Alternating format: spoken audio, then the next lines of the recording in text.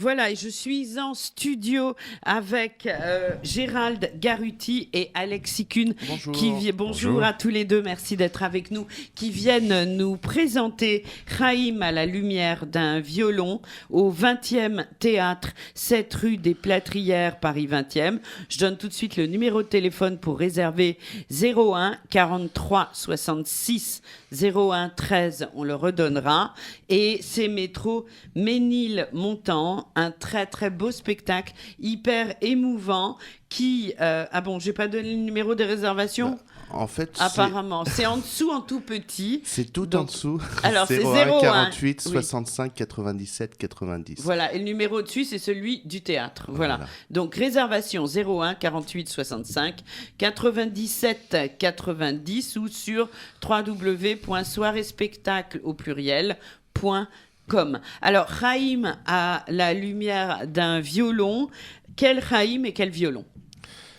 Chaim Lipski est le violon qui lui a permis de traverser le siècle et de survivre, y compris à Auschwitz. Et le violon qu'il a transmis à tous ses descendants, à sa fille et à son petit-fils, violoniste virtuose, qui joue dans le monde entier et qui représente son grand-père dans ce spectacle. Naaman, il s'appelle, je crois. Naaman Slushin, qui est franco-israélien et qui est la grâce incarnée et qui représente son grand-père dans cette histoire dont l'enjeu était d'évoquer sans montrer. Alors, évoquer sans montrer, je crois que c'est un peu le tour de force que vous avez réussi. Gérald Garuti, vous avez écrit donc le texte et vous l'avez mis en scène, mais on m'a dit que dans une version précédente, moi j'ai eu l'occasion de voir cette version avec Anouk Grimbert, mais dans une version précédente, c'était vous qui lisiez le texte, exact ? Absolument, puisque c'est une longue aventure de près de 3 ans et demi qui a commencé par un concert hommage en un seul mot pour cette fois-ci et qui à chaud de MAG, on est voilà, d'accord. c'est ça, parce que nous avons aussi joué au musée d'art et d'histoire du judaïsme par la suite. On aime bien ce concept hommage. Voilà, absolument. Dans tous les sens du terme. Et dans tous les sens du terme. Et donc nous avons il y a déjà 3 ans et demi de cela, j'ai été contacté par une femme qui avait vu des spectacles que j'avais faits et qui m'a dit: j'aimerais que vous racontiez l'histoire de mon père. Qui est votre père ? Elle m'a dit: il s'appelle Chaim Lipski. Et à partir de là, elle m'a raconté l'histoire de cet homme, né à Lodz en Pologne. Et pourquoi vous, en fait ? Excusez-moi de vous demander, mais... Parce qu'elle avait vu Richard III, que j'avais mis en scène, un autre spectacle, et qu'elle avait apprécié. Et ce qui est étonnant, c'est que les spectacles que j'avais pu mettre en scène étaient très différents. Il s'agissait de textes de répertoire, avec 12 comédiens, en anglais de surcroît. Et voilà, c'est ce qui, apparemment, lui a donné ce désir-là. Et elle connaissait par ailleurs des gens de ma famille, c'est comme ça qu'elle est entrée en contact avec moi. Et le principe était d'abord de faire un concert, hommage, effectivement, à Chaim Lipski, pour raconter sa vie. Et l'idée initiale était de la musique classique, de la musique klezmer, avec les Mensch qui sont les meilleurs klezmerim en France, je crois qu'on peut le dire. Je ne veux pas te faire des ennemis, Alexis, mais Alexis, ça vient de quelqu'un d'autre. Donc. Voilà. Et avec évidemment Naaman au violon. Et puis, raconter cette histoire, elle voulait à la fois que je l'écrive, que je la mette en scène et que je la dise. Tout ceci en un temps record. Et de fait, nous avons joué ça à Corto et les gens ont été transportés par cette espèce d'instant inaugural. Parce que l'histoire de Chaim est à la fois bouleversante et en même temps, elle donne envie de vivre. Nos auditeurs le savent, Chaim signifie vie, il est vivant. Et il est toujours parmi nous, il était sur scène le jour où j'y suis allée à la fin. Absolument. Ce qui ajoute encore à l'émotion énorme qui saisit les spectateurs, on peut le dire. C'est vrai que c'est une émotion extrêmement forte et les gens qui ont vu le spectacle sont à la fois bouleversés par cette histoire, transportés par le message de vie. Et puis, on peut le dire quand même, ne rougis pas trop Alexis, ébloui par les artistes, les musiciens. Ouais, c'est un vrai spectacle musical où vraiment toutes les musiques s'entremêlent. On n'a pas dit qu'il y avait également un piano avec Dana Ciocarli. Oui. Voilà. Donc piano, et pour la musique classique surtout, piano et violon, donc avec Naaman Slushin. Et pour la musique klezmer, Alexis Kuhn et Samuel Maquin, les Mensch, voilà. Et et tout ce petit monde s'entend sur scène. On voit qu'il se passe quelque chose même entre les musiciens, quelle que soit leur musique. Ça, c'est quelque chose que j'ai profondément ressenti. Je ne sais pas si je me trompe, mais... Il est vrai qu'il y a une grande connivence. Peut-être, Alexis, tu peux en parler de cette rencontre, de cette manière dont on a créé entre toute l'équipe cette rencontre des musiques et des personnes. Ça a été beau pendant toute la préparation parce que c'était un vrai working progress en fait où chacun a un petit peu apporté ses idées. Bon, que ce soit sur le texte, effectivement, avec la présence de Naaman et puis de Shifra Slushin, qu'on parle depuis tout à l'heure et qu'on voilà. Et puis pour la musique, c'est pareil, on a tous apporté vraiment l'eau au moulin. On a vraiment travaillé beaucoup pendant 3 ans, tous ensemble, avec des moments justement de klezmer, de classique. Puis parfois ça s'entremêle, ça devient un quartet klezmer avec Dana Tchokarli et Naaman Slushin. Parfois ça devient un trio de musique classique où Samuel joue du classique. Ou même moi, à un moment, je joue une valse viennoise du 19e siècle. Exact. Ce qui a pour moi été un effort, parce que c'est pas vraiment mon répertoire. Bien sûr. Mais c'est vraiment un bel entremêlage, quoi, en fait. Oui, c'est vrai. Et on le ressent très fort en tant que spectateur. C'est vraiment un spectacle complet. C'est-à-dire, au début, moi, j'ai entendu des gens ça venait pas de toi, Alexis, mais qui me disaient, oui, c'est une lecture. Mais c'est pas du tout une lecture, c'est un spectacle. Évidemment, on lit le texte, mais c'est beaucoup plus que ça, quoi. C'est une lecture, c'est une transmission aussi, hein. Là, vous avez prononcé le mot qui a été clé dans toute la démarche qu'on a eue, celle de transmettre. C'est-à-dire transmettre à la fois le témoignage, bien sûr, transmettre la vie, comme Chaim a transmis la vie, transmettre la musique, transmettre l'espoir. Il s'agit vraiment d'un spectacle sur la transmission, bien plus qu'un spectacle sur la Shoah. On passe exactement 10 minutes à Auschwitz, et dans les 30 versions du texte successives que j'ai écrit en 3 ans et demi, pour qu'on soit dans cette osmose avec la musique, tout l'enjeu a été de doser chacun des moments, chacune des 3 parties. La première partie qui dit Schland, où on décrit tout le monde d'avant, Voilà, c'est ça que j'ai adoré, moi. C'est qu'on a l'impression d'y être. Et vous transmettez vraiment la vie avant. Voilà. Mais parce que le pari, encore une fois, était comment évoquer l'irreprésentable. En particulier sur une scène de théâtre, on ne peut que toucher un milliardième. On ne peut que faire entrevoir. Et donc, il fallait montrer ce qui a été perdu, ce qui a été détruit. Et toute cette vie-là. Avant, par exemple, on n'allait pas commencer le spectacle à Auschwitz. Donc, montrer Chaim dans son enfance, montrer Chaim dans cette vitalité-là, dans ce monde éclatant, montrer Chaim dans la découverte de la musique en Pologne à Lodz dans les années 30. Comment il avait joué du violon la première fois et tout. Exactement. Donc, c'est toute cette vie-là. Et après, tout le travail que Alexis vient de décrire très justement, ça a été... Comment, à partir de toutes les propositions des musiciens, ensemble, nous avons construit et tressé le texte que j'ai écrit, la musique, comment est-ce que tout cela a créé finalement quelque chose d'organique, et nous avons vraiment travaillé pour qu'il y ait des rencontres entre texte et musique. Ce que le texte dit, la musique ne le dit pas, ou parfois ils le disent ensemble. Il s'agit en fait d'un oratorio à 5 voix. Et c'est pour ça que le travail de composition dans tous les sens du terme, de montage, de mixage, a été au cœur de notre travail. Et parmi les immenses propositions qu'on a eues, on a fait des choix parfois drastiques. Au début, le spectacle faisait 2h15. Il fait 1h30, et puis d'ailleurs, si vous avez écouté, chers musiciens, il ferait 12 heures non-stop de musique classique et klezmer, admirable, mais voilà. Donc, il a vraiment fallu tous ensemble qu'on choisisse ce qui était nécessaire. Et là, comme les musiciens sont excellents, et tout le monde le dit, les 4 musiciens, Dana Tchokarli, la pianiste, c'est un ange. Donc, voilà, c'est aussi la manière dont, à 5, cette histoire est racontée, à 5 voix vraiment. Et la musique raconte autant que le texte. Alors, moi, c'est vrai que j'avais remarqué que, en fait, la partie sur Auschwitz était relativement courte par rapport au spectacle, mais parfois, en 10 minutes, on fait passer beaucoup plus qu'en une demi-heure. Et c'est ça qui m'a marqué. Là aussi, on est sur l'évocation. Ça veut dire que le temps s'accélère à mesure du spectacle. Oui.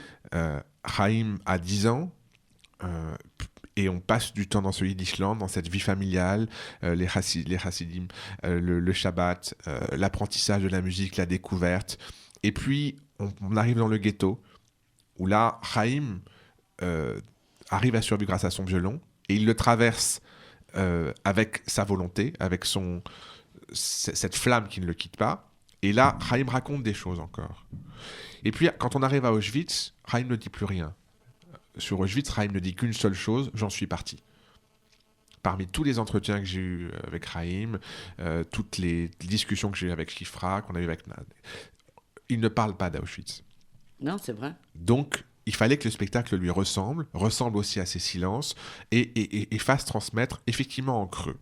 Et là, c'est pour ça que la musique a souvent la parole, puisque ce qu'on ne pouvait pas montrer, il fallait le donner à entendre. La vie étant l'essentiel de la vie de Chaim et de sa survie. Et effectivement, pour Auschwitz, on a travaillé simplement par l'évocation.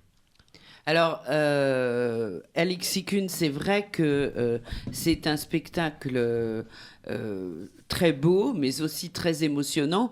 Pour vous, en tant qu'acteur de ce spectacle et musicien, mais quand je dis acteur, c'est au sens large, sur scène, depuis 3 ans et demi, vous vivez quand même, d'ailleurs, vous également, Gérard, vous vivez dans cette atmosphère quand même qui est très difficile. Le texte est très prenant, très dur.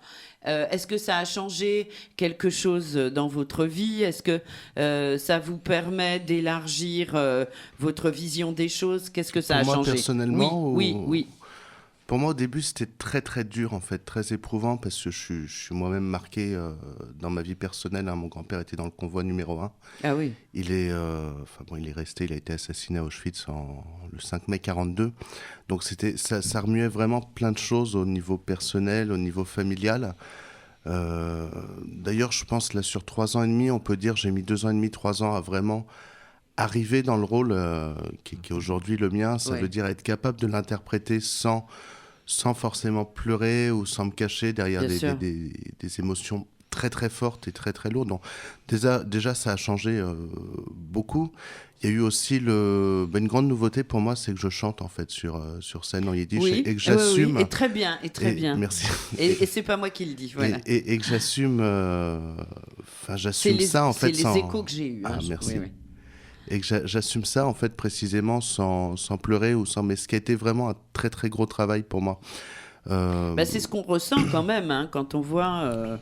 Je me suis dit, pour tous ces artistes, vivre ça pendant 3 ans et demi, un spectacle aussi... Vraiment à voir, je le conseille, toute génération confondue, même si les enfants avant 10 ans, pour moi, c'est pas recommandé. Mais après, en expliquant, 11-12 ans, je pense que ça passe très bien. C'est vrai que c'est quand même une gageure, quoi. Voilà. Et puis sinon, sur la globalité, vraiment dans le spectacle, j'ai l'impression, moi Alexis, ça engage que moi, de vraiment faire la synthèse entre le monde d'avant, donc du Yiddishland, qu'on a cherché à détruire, en tout cas pendant la Deuxième Guerre mondiale. Qu'on a détruit, mais bon, aujourd'hui je suis là, quoi. C'est ça que je dis. D'accord, mais on aurait pu être le quintuple, donc en fait, on a quand même, on a du mal à s'en remettre. Bien sûr, mais faire cette synthèse, c'est pour ça que mon rôle s'arrête grosso modo en 36-37, si on prend une chronologie, et de revenir après beaucoup sur la dernière partie. Et sinon, personnellement, c'est de la rencontre avec Chaim, pour moi, était très forte, puisque sur un autre registre, sur un autre projet, là, je vois beaucoup Chaim, personnellement, depuis 1 mois ou 2. Et on parle yiddish, en fait, tous les deux, et c'est très fort. C'est une transmission, ce spectacle, du début à la fin. Donc, Chaim à la lumière d'un violon. Gérald Garuti et Alexis Kuhn, vous restez avec moi. On va marquer une petite pause et on se retrouve juste après. Chaim à la lumière d'un violon, un spectacle écrit et mis en scène par Gérald Garuti qui est en studio avec nous, musicalement entre autres Alexis Kuhn du duo Les Mensch en studio également avec nous, un spectacle Chaim à la lumière d'un violon qui se joue au 20e théâtre 7 rue des Plâtrières dans le 20e et ce jusqu'au 3 juin, les samedis à 15h et les dimanches à 20h30. Réservation 01 48 65 97 90. Je répète, 01 48 65 97 90 ou sur www.soirespectacle.com. avec Anou Grimbert, récitante et collaboratrice artistique, Naaman Slouchine au violon, Dana Ciocarli au piano, Alexis Kuhn en studio avec nous à l'accordéon et Samuel Maquin à la clarinette. On peut pas citer tout le monde, sauf j'avais envie de faire un petit clin d'œil à Franck Laloux pour la calligraphie. Pour l'affiche, ouais. Voilà, pour l'affiche qui est vraiment très très belle et qui m'a beaucoup touchée. Alors, moi, ce que j'aimerais savoir particulièrement, Gérald, c'est 3 ans et demi que vous jouez le spectacle évolue, il allonge, il raccourcit, on transforme, vous transformez le texte pour en tirer la meilleure substance, ça on l'a très bien compris. Quelles sont les réactions du public, peut-être particulièrement avec la dernière version, celle qu'on peut voir en ce moment au 20e Théâtre, quelles sont les réactions qui vous ont le plus frappé ? Vous avez tout à fait raison d'évoquer le voyage qui est ce spectacle depuis 3 ans et demi, avec la dizaine de présentations publiques que nous avons faites, où le spectacle n'a cessé d'évoluer.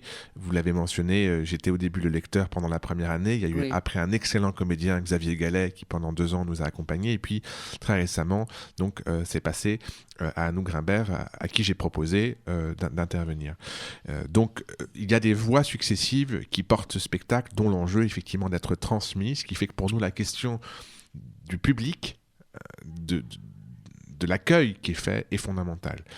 Et les réactions, jusqu'ici, ont été extrêmement intenses, c'est-à-dire qu'il y a une émotion très forte, vous l'avez dit, parce que c'est une histoire vraie, que c'est une histoire contée avec la plus grande sobriété possible, parce qu'il y a toute l'intensité de la musique, évidemment, qui, elle aussi, raconte, et que nous avons, dans notre recherche, avec les 4 musiciens, vraiment cherché à être le plus juste possible. Quel morceau était chanté dans le ghetto ? C'est un morceau que chante Alexis. Quel morceau classique serait pertinent pour évoquer Auschwitz, etc. Donc, ça veut dire que le public, je l'ai un peu dit, et je pense, joue sur toute une gamme d'émotions. Il y a le bouleversement, mais il n'y a pas simplement un bouleversement négatif, un désespoir. Non, pas du tout, pas du tout. C'est-à-dire que les gens qui se lèvent à la fin, la standing ovation que nous avons eue plusieurs fois, et à la fois pour le spectacle, les artistes et l'histoire, c'est aussi pour Chaim qui est vivant et dont le signe est de lever les bras en signe de victoire. Oui, c'est extraordinaire quand je suis venue vous voir et qu'il a fait ça à la fin. Mais là, ça nous achève, quoi. En même temps, ça donne un espoir fou. Alors, il y a une question que je voulais vous poser. À un moment, si je ne m'abuse, vers la fin du spectacle, on est après Auschwitz. Il est en Israël et là, vous jouez la Hatikva et Naaman la chante. Oui. C'est un hymne, normalement, dans un spectacle. Pourquoi ce choix ? Parce que, là aussi, il s'agit d'être fidèle à l'histoire de Chaim. Chaim a appris la Tikva sur le bateau qui le menait en Israël. Oui. Et on passe très vite en Israël. Je l'ai dit, le temps s'accélère. Et quand on a quitté Auschwitz, on va de plus en plus vite. Oui. Chaim hésite à aller aux États-Unis, rejoindre son frère, l'un des seuls survivants de sa très nombreuse famille. Finalement, il n'y va pas. Et cette tentation, il la repousse. Il choisit d'aller en Israël. Et là, on procède par une immense CD. Je ne vais pas tout dire pour que les auditeurs découvrent le spectacle. Et il y a une transmission. Mais le fait d'entrer en Israël, d'apprendre la Tikva, c'est l'un des rares souvenirs que Chaim raconte. Et je pense que c'était important de marquer cette entrée. Et de surcroît, il s'agit d'un choix militant pour Chaim. Même si le spectacle n'a pas vocation à être militant, c'est un témoignage, il raconte... En tous les cas, il raconte l'histoire d'un homme qui est militant. Qui est militant et qui a choisi Israël. Et Israël, c'est la toute fin du spectacle et ça me paraissait important que ce soit marqué.